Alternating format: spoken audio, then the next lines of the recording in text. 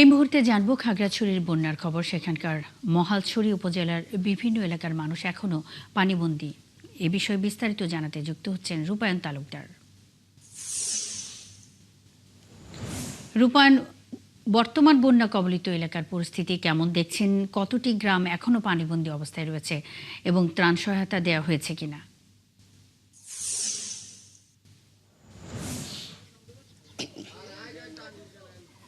হ্যাঁ মুন্নি, আপনি যদি বলি খাগড়াছড়ির বন্যা পরিস্থিতি অবস্থা এখন শতভাগ উন্নতি হয়েছে। মূলত খাগড়াছড়িতে নিম্ন এলাকাগুলো থানা বসানোর ফলে খাগড়াছড়ির নিম্ন এলাকাগুলো প্লাবিত হয়েছে। বিশেষ করে এই মহালছড়ি উপজেলায় যদি বলি, সেখানকার কিছু অঞ্চল এখনো প্লাবিত আছে বলে আমরা জেনেছি। তবে যারা বন্যা দুর্গতদের জন্য জেলা প্রশাসন, সেনাবাহিনী, বিজিবির থেকে বিভিন্ন এলাকায় গতকাল পর্যন্ত ত্রাণ সামগ্রী পৌঁছে দেওয়া হয়েছে। মূলত এই যে থানা বর্ষণের ফলে খাগড়াছড়িতে বিশেষ করে গ্রাম অঞ্চলের যে গ্রামীণ সড়কগুলো আছে, সেই গ্রামীণ সড়কগুলো অনেক এলাকা ভেঙে গেছে, যার ফলে মানুষের জনদুর্ভোগ বেড়েছে। মনে আরেকটা বিষয়, যে এই খাগড়াছড়িতে যে সমস্ত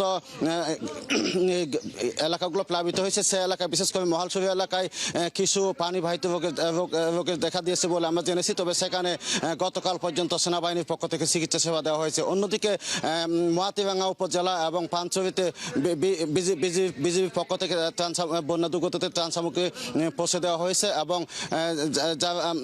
যারা প্লাবিত হয়েছেন তারা বাড়িঘর পরিষ্কার করতেছেন। আর মনে আরেকটা বিষয়, খাগড়াছড়িতে কৃষি জমির পরিমাণ 313 হেক্টর কৃষি জমি নষ্ট হয়েছে বলে আমরা কৃষি বিভাগ সূত্রে জেনেছি এবং এই কৃষকরা এখন এই ক্ষতি কীভাবে পৌঁছে উঠবেন তারা এখন চিন্তায় পড়েছেন। তবে কৃষি বিভাগ থেকে বলা হয়েছে তারা কৃষকদের প্রণোদনার মাধ্যমে তারা সহযোগিতা করবেন বলে কৃষি বিভাগের মাধ্যমে আমরা জেনেছি। মুন্নি, এই ছিল খাগড়াছড়ি বন্যা পরিস্থিতির সর্বশেষ অবস্থা। রূপায়ণ তালুকদার সাথেই থাকবেন। বন্যা কবলিত খাগড়াছড়ির খবরাখবর নিয়ে রূপায়ণ তালুকদার যুক্ত ছিলেন।